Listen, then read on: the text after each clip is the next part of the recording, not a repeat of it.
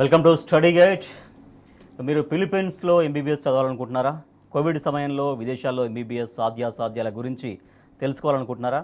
అతి తక్కువ ఖర్చుతో సెయింట్ పాల్ యూనివర్సిటీలో ఎంబీబీఎస్ చదవడం ఎలా? మరిన్ని వివరాలని మనకు తెలియజేసేందుకు సెయింట్ పాల్ యూనివర్సిటీ నుంచి ప్రతినిధులు వినోద్ నాయర్ గారు అలాగే సబిత గారు మనతో ఉన్నారు. వారిని అడిగి మరిన్ని వివరాలు తెలుసుకుందాం. గుడ్ ఈవినింగ్ అండి. రైట్, ముందుగా వినోద్ గారు, ఫిలిప్పీన్స్లో మెడికల్ ఎడ్యుకేషన్ సిస్టమ్ గురించి ఆ ప్రాసెస్ ఎట్లా ఉంటుంది కొంచెం డీటెయిల్గా వివరించండి. ఈ ప్రాసెస్ ముందు చెప్పే ముందు I want to tell the viewers important message to them. మేము సెయింట్ పాల్ యూనివర్సిటీ వారు వరంగల్లో ఒక సెమినార్ కండక్ట్ చేయబోతున్నామండి. సెమినార్ వెన్యూ వచ్చేసి Mahalakshmi conventional hall, 4th floor, FBB showroom, Hanamkonda, Nayeem Nagar, Warangal అండి. On 1st of next month from 10:30 to 4 o'clock వరకు ఈ live streaming వస్తుంది. సో స్టూడెంట్స్ కానీ పేరెంట్స్ కానీ they can come over there, see our university లైవ్గా university ఫెసిలిటీస్ని చూడొచ్చు. క్యాంపస్ కానీ, క్లాస్ రూమ్స్ కానీ, ల్యాబ్స్ కానీ, మా స్టూడెంట్స్తో మాట్లాడవచ్చు. అదేవిధంగా స్టాఫ్తో వాళ్ళు ఇంటరాక్ట్ అవ్వచ్చు. So most of the time ఏమవుతుందంటే మాకు కాల్స్ వస్తుంటాయి, పేరెంట్స్ అడుగుతూ ఉంటారు, యూనివర్సిటీని ఎక్కడ ఉంటుంది, ఏమన్నా స్టూడెంట్స్తో మాట్లాడచ్చా. సో ఇలాంటి ఎవరైతే పేరెంట్స్ ఉన్నారో వాళ్ళు డైరెక్ట్గా అక్కడ వచ్చేసి ఆ లైవ్ స్ట్రీమింగ్లో వాళ్ళు ఇంటరాక్ట్ అవ్వచ్చండి. సో దాంట్లో డౌట్స్ కూడా చాలా వరకు క్లారిఫికేషన్ చాలా వరకు చేసుకోవచ్చు వాళ్ళు అక్కడ. Yeah, okay. Coming to your first question about Philippines. So Philippines గురించి చెప్పే ముందు I want to emphasize on certain points. Like ఇప్పుడు ఇండియాలో నీట్ 13th కండక్ట్ చేసి రిజల్ట్స్ వచ్చాయండి. ఆల్మోస్ట్ 15 lakh స్టూడెంట్స్ వాళ్ళు అపియర్ అయ్యారు. దాంట్లో 7 lakh స్టూడెంట్స్ మాత్రమే క్వాలిఫై అయ్యారు. సో ఇప్పుడు చూస్తే మన ఇండియాలో అన్ఫార్చునేట్లీ సీట్స్ చూస్తే ఈ 7 lakhs ఎవరైతే పాస్ అయ్యారో వాళ్ళకి సీట్స్ ప్రకారంగా చూస్తే ఓన్లీ 80,000 ప్లస్ సీట్స్ మాత్రమే ఉన్నాయి unfortunately. So there are many students. 7 lakhs pass అయితే కేవలం 80,000 సీట్స్ మాత్రమే ప్లస్ 80,000 ప్లస్ సీట్స్ మాత్రమే ఉన్నాయి. సో మిగతా students who are eligible, who are very brilliant are eligible students ఎవరైతే ఉన్నారో వాళ్ళకి సీట్స్ అనేది దొరకకపోవడంతో వాళ్ళకి నెక్స్ట్ ఆప్షన్ ఏంటని చూస్తూ ఉంటారు. So here comes foreign education. So which is the best destination after India. So India is the number 1 మెడికల్స్లో వచ్చేటప్పటికి నంబర్ 1 డెస్టినేషన్ అండి. సో మెడికల్ ప్రకారంగా మన స్కూల్స్లో there are very reputed colleges in India. Because clinical rotation పార్ట్కి వచ్చేటప్పటికి ఇండియాలో 200+ diseases are registered here. So clinical పార్ట్కి వచ్చేటప్పుడు they will learn vast knowledge here. So MBBS అంటే ఫిలిప్పీన్స్లో చేయడం వల్ల లాభాలు ఏంటి? సో ఫిలిప్పీన్స్లో చేయడం వల్ల లాభాలు ఏంటంటే సార్, ఇప్పుడు చెప్పాను కదా సార్, ఇండియాలో వచ్చేసి మన medical system is number 1. So next destination వచ్చేటప్పటికి ఫిలిప్పీన్స్ ఉంది. సో ఫిలిప్పీన్స్లో medical education medical education system ఏదైతే ఫాలో అవుతున్నారో యూఎస్ ఎడ్యుకేషన్ సిస్టమ్ ఫాలో అవుతారు వాళ్ళు. సో అక్కడ మన దగ్గర వచ్చేసి యూకే ఎడ్యుకేషన్ సిస్టమ్ అండి, వాళ్ళు ఫాలో అయ్యేది యూఎస్ ఎడ్యుకేషన్ సిస్టమ్. సో వరల్డ్లో సినారియో ఒకవేళ చూస్తే మీరు 40% of the university follow UK based education system, medical education system, and 60% follow US medical education system. So US medical education system లాభాలు అంటే what is the difference between UK and US medical education system అని చూస్తే, UK is a traditional teaching methodology వాళ్ళు follow అయ్యేది. So professor ఒక particular లెసన్ని lectures ఇవ్వడము, దాని తర్వాత ల్యాబ్స్లో దాని ప్రాక్టికల్స్ ఫాలో అవుతుంది. సో వాళ్ళు అంటే లిమిటెడ్ నాలెడ్జ్ అనేది అక్కడ ఏంటంటే ఎవరైతే ప్రొఫెసర్ చెప్తున్నారో వాళ్ళు రిఫర్ చేసే పర్టికులర్ బుక్స్ని మాత్రమే రిఫర్ చేసుకుంటూ లిమిటెడ్ నాలెడ్జ్లో వాళ్ళు అక్కడ లెక్చర్స్ ఇస్తున్నారు. దాని తర్వాత ప్రాక్టికల్స్ అనేది నెక్స్ట్ ఫాలో అవుతుంది. అదే US medical education system follow అయ్యేది PBL system, problem based learning system అంటారు దాన్ని. సో ఈ ప్రాబ్లమ్ బేస్డ్ మెడికల్ ఎడ్యుకేషన్ సిస్టమ్కి వచ్చేటప్పటికి students have to self learning సిస్టమ్ని అలవాటు చేసుకోవాల్సి వస్తుంది. వాళ్ళు సెల్ఫ్ లెర్నింగ్ సిస్టమ్ అంటారు పీబీఎల్లో, ప్రాబ్లమ్ బేస్డ్ మెడికల్ సిస్టంలో. They will encourage self learning system. So ఒక స్టూడెంట్కి ఒక గ్రూప్స్ చేసి క్లాస్లో ఫర్ ఎగ్జాంపుల్ మరి 40 మన యూనివర్సిటీకి వచ్చేటప్పటికి 40 to 50 స్టూడెంట్స్ మాత్రమే ఉంటారు క్లాస్ రూమ్లో. సో ఈ 40-50 స్టూడెంట్స్ని గ్రూప్స్గా డివైడ్ చేసి ప్రతి ఒక్క గ్రూప్కి పర్టికులర్ ఆర్గన్కి సంబంధించిన ప్రాబ్లమ్ని ప్రజెంటేషన్ ఇవ్వమని చెప్తారు. సో ఈ గ్రూప్ ఏం చేస్తుంది, they have to refer many authors, online offline library authors అన్ని ఫాలో చేసుకుంటూ వాళ్ళు ప్రజెంటేషన్ని ప్రిపేర్ చేసి వాళ్ళు క్లాస్ రూమ్స్లో లెక్చర్స్ ఇవ్వాలి. రైట్ రైట్ సబిత గారు, సెయింట్ పాల్ యూనివర్సిటీ ఎప్పుడు స్థాపించబడింది, ఈ యూనివర్సిటీ యొక్క ప్రత్యేకతలు ఏంటి? డెఫినెట్గా అండి. St. Paul University is one of the oldest and reputed university in Philippines అండి, and it is Asia's first missionary university and which is established in 1907 అండి. సో దాదాపుగా 100 ఏళ్లకు పైగా చరిత్ర కలిగినటువంటి యూనివర్సిటీ అండి ఇది. సో ఇక ప్రత్యేకతల గురించి చెప్పాలంటే this is especially run by and maintain by sisters and nuns అనమాట.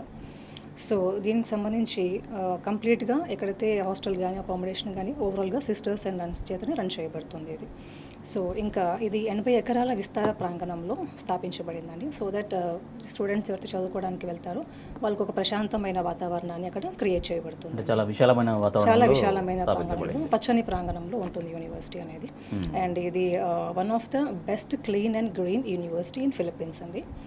అండ్ ప్రత్యేకతల గురించి చెప్పుకుంటున్నాం కాబట్టి మెయిన్గా ఈ ఎంబీబీఎస్ చదువుకునే స్టూడెంట్స్కి ఫైనల్ ఇయర్లో క్లినికల్ రొటేషన్స్ అనేది చాలా మేజర్ రోల్ని ప్లే చేస్తుందండి. సో దీనికి సంబంధించి సెయింట్ పాల్ యూనివర్సిటీకి గాను వీళ్ళకి అటాచ్డ్ ఓన్ టీచింగ్ హాస్పిటల్తో పాటు 2 గవర్నమెంట్ హాస్పిటల్స్ అండ్ 2 ప్రైవేట్ హాస్పిటల్స్తో అనుసంధానం చేయబడిందండి. అండ్ దీంతో పాటు వీళ్ళకి 2 అనాటమీ ల్యాబ్స్ కూడా ప్రొవైడ్ చేయడం జరిగింది. సో దీన్ని బట్టి పేరెంట్స్ అండ్ స్టూడెంట్స్ అర్థం చేసుకోవచ్చు సెయింట్ పాల్ యూనివర్సిటీలో చదువుకున్న పిల్లలు ఎంత హ్యాండ్స్ ఆన్ ఎక్స్పీరియన్స్ కలిగి ఉంటారో అని. సో నేను ప్రత్యేకంగా చెప్పక్కర్లేదు. రైట్ రైట్ వినోద్ గారు, ఇందాక మీరు సెల్ఫ్ లెర్నింగ్ సిస్టమ్ అనేది డెవలప్ చేస్తామని చెప్పారు కదా. సో దాంట్లో సెల్ఫ్ లెర్నింగ్ సిస్టమ్ ద్వారా పిల్లలకి ఆ విద్యార్థులకి స్వతహాగా నాలెడ్జ్ స్కిల్స్ పెంచుకోవడానికి ఎట్లా యూజ్ అవుతుంటుంది? సార్, ఇప్పుడు యూఎస్ బేస్డ్ ఎడ్యుకేషన్ సిస్టంలో ఉన్న ప్రత్యేకతనే అనేది ఈ problem based education system. So వాళ్ళు ఏం చేస్తున్నారంటే ప్రతి ఒక్క హ్యూమన్ మెడిసిన్లో ప్రాబ్లమ్స్ ఏముంటుందో దాని ప్రకారంగా ఏ విధంగా ట్రీట్మెంట్ చేయాలి, డయాగ్నోస్ చేయాలి, దాని తర్వాత ప్రిడిక్షన్స్ చేయాలి, అంటే ప్రోగ్నోసిస్ అంటారు దాన్ని, అండ్ ప్రివెన్షన్ ఎట్లా. So these are the 4 pillars of medicine. Yes, ఒక కాలర్ ఉన్నారు, ఫస్ట్ కాలర్ లైన్లో ఉన్నారు, మంచిర్యాల నుంచి ఉమాదేవి గారు. ఉమాదేవి గారు నమస్తే అండి. నమస్తే అండి. ఎస్ ఉమాదేవి గారు మాట్లాడండి. సార్ ఉన్నారు, మేడం ఉన్నారు, మీ డౌట్ అడగండి, మీ ప్రశ్న అడగండి. సార్, మరి ఇప్పుడు బాబు సెకండ్ ఇయర్ చదువుతున్నాడు, ఇంటర్ సెకండ్ ఇయర్. ఇప్పుడు నీట్ ఎంత వరకు వస్తే మనకి ఎంబీబీఎస్ వస్తుంది? సరే అమ్మా, నేను చెప్తానమ్మా. ఇప్పుడు మీ ప్రశ్న ప్రకారంగా మీ అబ్బాయి అనేది సెకండ్ ఇయర్ చదువుతున్నాడు. సో నెక్స్ట్ నీట్ ఎగ్జామ్లో ఎంత క్వాలిఫై అయితే తను నీట్కి అంటే మెడికల్కి క్వాలిఫై అవుతారని మీరు అడుగుతున్నారు కదమ్మా. సో ఈ ఒక సినారియో చూస్తే ఇప్పుడు కేటగిరీ వైజ్గా డివైడ్ అయిందండి. So there are 4 categories: SC, ST, BC and OC. So దీంట్లో ఏమవుతుందంటే every year, for an example this year నీట్లో ఎస్సీ, ఎస్టీ, ఓబీసీ వాళ్ళకి ఏదైతే బీసీ వాళ్ళకి క్వాలిఫై మార్క్స్ వచ్చేసి 113 ఇచ్చారండి. సో అదే ఓసీ కేటగిరీలో ఉన్న వాళ్ళకి, జనరల్ కేటగిరీలో ఉన్న వాళ్ళకి 147 is this qualifying marks. So వీళ్ళు క్వాలిఫై అవుతున్నారు. But if your target is to get a free seat or government seat in the NEET, then at least you have to gain more than 450 to 500 marks. So అప్పుడే there are some chances, category wise గా there are some chances to get a government seat.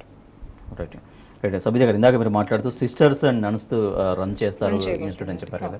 So అంటే వాళ్ళు పర్టికులర్గా అంటే students పట్ల ఎటువంటి care తీసుకుంటూ ఉంటారు?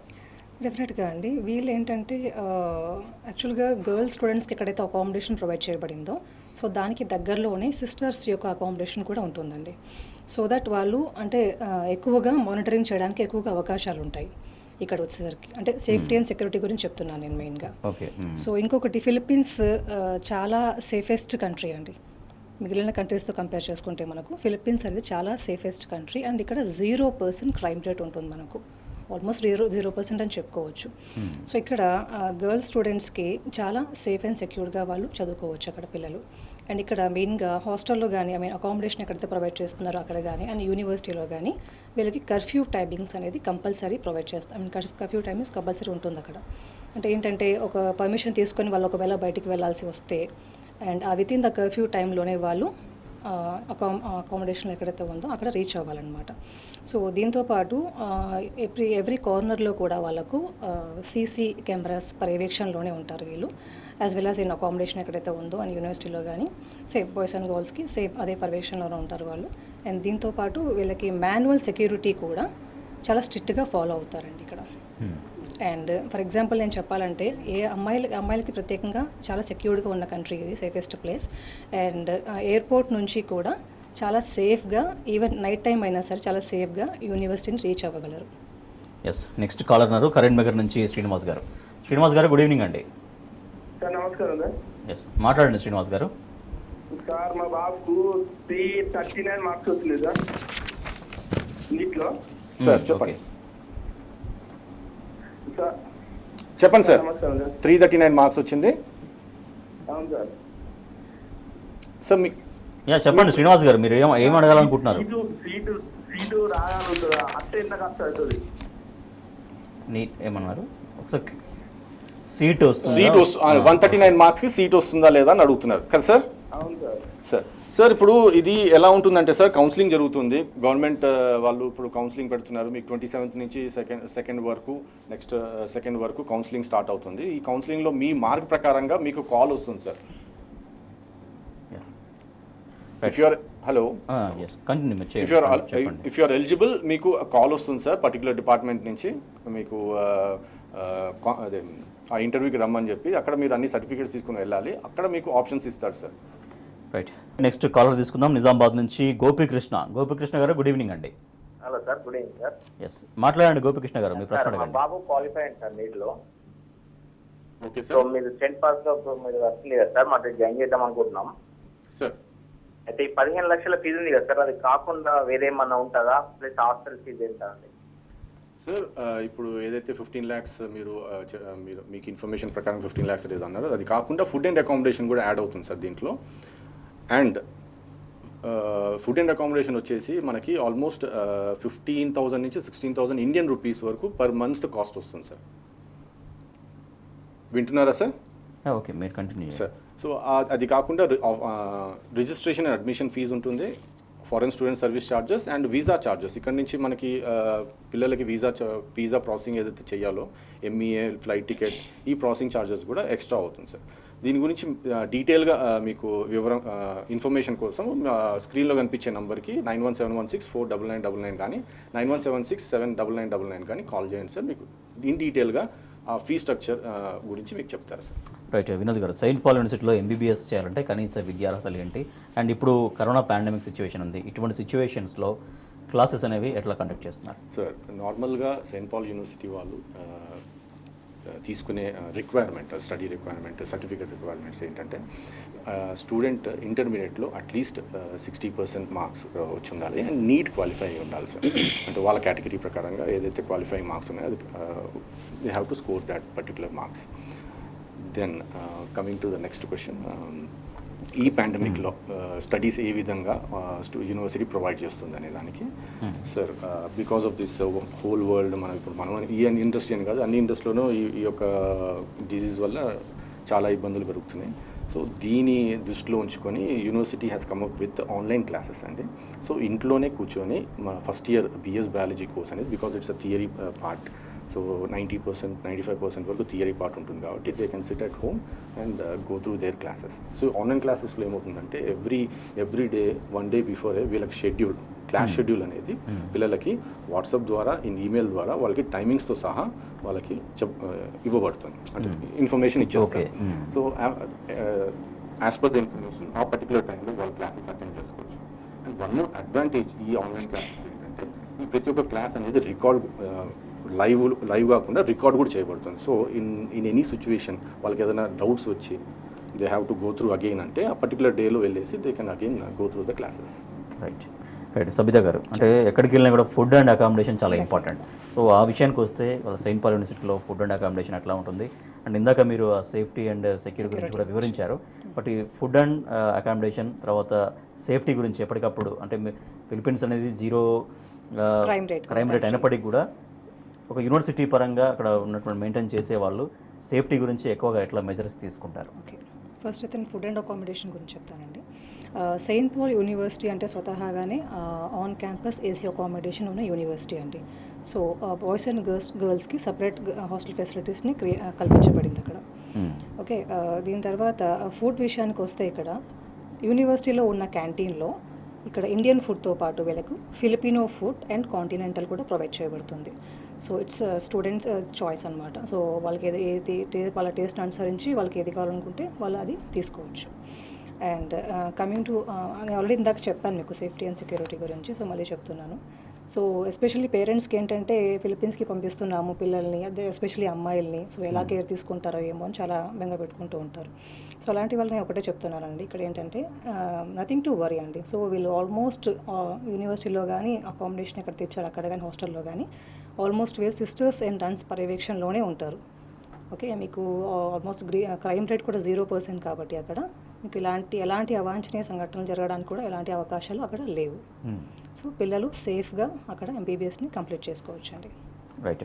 వినోద్ గారు, సెయింట్ పాల్ యూనివర్సిటీలో ఎంబీబీఎస్ చేయాలి అంటే ఇక్కడ ఫీజ్ స్ట్రక్చర్ అనేది ఇందాక కూడా కాలర్ అడిగారు యాక్చువల్గా. సో చాలా మందికి ఇటువంటి ఈ డౌట్ వస్తుంది, ఈ ప్రశ్న వస్తుంది, ఫీ స్ట్రక్చర్ ఎట్లా ఉంటుంది అనేది. సో అది ఏ విధంగా ఉంటుంది? Definitely sir. సో మన యూనివర్సిటీ అంటే Saint Paul University fee structure వచ్చేసి we have to pay that in dollars only sir.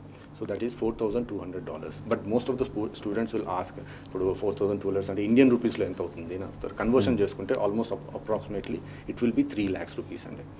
So 3 lakhs into 5 years, that is మనది 5.5 years కోర్స్ అండి. చాలా వరకు స్టూడెంట్స్ ఇది కూడా అడుగుతున్నారు, సో 5.5 years కదా, సో ఈ 5.5కి ఈ 6 monthsకి ఎక్స్ట్రా ఏమైనా ఉంటుందా అని. అలా ఉండదండి. ఈ 1.5 year కోర్స్ ఏదైతే BS బయాలజీ ఉందో అది 1 year ఫీజు ఉంటుందండి, 4,200. సో 4,200 into 5 years వేసుకున్న టోటల్ అప్రాక్సిమేట్లీ ఇండియన్ రూపీస్లో వచ్చేసి 15 lakhs rupees అవుతుందండి. Apart from this food and accommodation extra ఉంటుందండి. As I told to the caller, it will be 15,000 to 16,000 rupees per month expenditure అవుతుందండి. Okay. So అంటే ఒక్కొక్క student పైన personal caring అనేది ఎట్లా ఉంటుంది? ఎందుకంటే కొంతమంది స్టూడెంట్స్కి స్టాండర్డ్స్ కొంచెం బాగుండొచ్చు, కొంతమందికి బాగా ఉండకపోవచ్చు, అంటే రిసీవ్ చేసుకునేది సబ్జెక్ట్. సో అటువంటి వాళ్ళ విషయంలో స్టూడెంట్స్ పట్ల ఎంత కేరింగ్గా ఉంటారు? Sir, on the whole Philippines are very kind people అండి. చాలా రిసీవింగ్ పీపుల్. హాస్పిటాలిటీ అనేది చాలా డీసెంట్ పీపుల్. హాస్పిటాలిటీ అనేది చాలా మంచిగా ఉంటుంది. ఇప్పుడు మనం నార్మల్గా రోడ్ పైన మనం వెళ్తున్నాం అనుకోండి, హలో సార్ అని, మనకు తెలియకపోయినా సరే హలో సార్ అనే పర్సనాలిటీ ఉన్న మనుషులండి. సో ఈ పర్టికులర్ మెంటాలిటీ ఉన్న people, when you go to that particular mentality to యూనివర్సిటీకి వెళ్ళినప్పుడు ఈచ్ అండ్ ఎవ్రీ స్టూడెంట్ని వాళ్ళు ప్రత్యేకంగా చూడకపోయినా సరే కేర్ అండ్ టేక్ అనేది చాలా దగ్గరగా ఉంటుందండి. అంటే we have separate student service centre. So వాళ్ళకి ఏదైనా ప్రాబ్లమ్స్ వచ్చినా, కౌన్సిలింగ్ కానీ ఎటువంటి ప్రాబ్లం వచ్చినా సరే, అది పక్క స్టూడెంట్స్తో అయినా, ప్రొఫెసర్స్తో అయినా, లేదా టీచింగ్ మెథడాలజీలో వచ్చే ఫస్ట్లో వీళ్ళు ఇక్కడ యూకే సిస్టంలో చదివారు కాబట్టి అక్కడికి వెళ్ళేసి సడన్గా యూఎస్ దీనిలో చదివేటప్పుడు కొంచెం ఇబ్బందికరంగా ఉంటుంది. ఇవన్నిటిని డీల్ చేయడానికి అక్కడ సపరేట్ స్టూడెంట్ సెంటరే ఉంది సార్. ఎస్. కాలర్ ఉన్నారు లైన్లో, ఒంగోలు నుంచి తిరుపతయ్య గారు. తిరుపతయ్య గారు నమస్తే అండి, మాట్లాడండి. నమస్తే సార్. అడగండి, మీ ప్రశ్న అడగండి.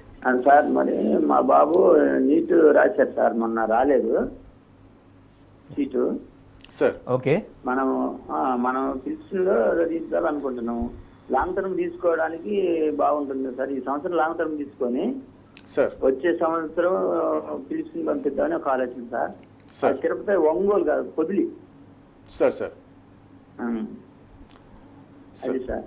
Sir definitely sir. ఇప్పుడు పర్టికులర్లీ సెయింట్ పాల్ యూనివర్సిటీ ఏంటంటే సార్, రికమెండ్ చేసేది వితౌట్ నీట్ ని స్టూడెంట్స్ని తీసుకోవచ్చు sir. It always respect the rules and regulations of our Indian government. ఏదైతే సర్క్యులర్స్ ఇస్తుందో దాన్ని ఆల్వేస్ రెస్పెక్ట్ చేస్తూ it always recommend Indian students to first qualify in NEET, then only apply for to the university. మా యూనివర్సిటీకి apply చేయడానికి మేము permission ఇస్తున్నాం. So ఇప్పుడు ఈ పర్టికులర్ స్టూడెంట్ ఎవరైతే చెప్పారో క్వాలిఫై అవ్వలేదని, what we recommend is to go for long term coaching, qualify the NEET examination, then apply to the university. లేకపోతే చాలా వరకు here and there we hear that NEET అవసరం లేదు, నెక్స్ట్ ఇయర్ కూడా రాసుకోవచ్చు, సో ఇప్పుడు క్లాసెస్ జాయిన్ అవ్వండి, ఆన్లైన్ క్లాసెస్ కదా జాయిన్ అయిపోండి, ఇలాంటి చాలా వరకు వింటూ ఉంటాం. బట్ పొరపాటున 1 year చదివిన తర్వాత మళ్ళీ క్వాలిఫై అవ్వలేదు అనుకోండి, బికాజ్ మెడిసిన్ అనేది ఈజీగా తీసుకునే సబ్జెక్ట్స్ కాదు sir. It's a very tough subjects. So we always recommend, ఒకవేళ అతను ఇప్పుడు క్వాలిఫై అవ్వలేదు అంటే అక్కడే తెలుస్తుంది he is lacking somewhere. So it's better to fill that gap Yes.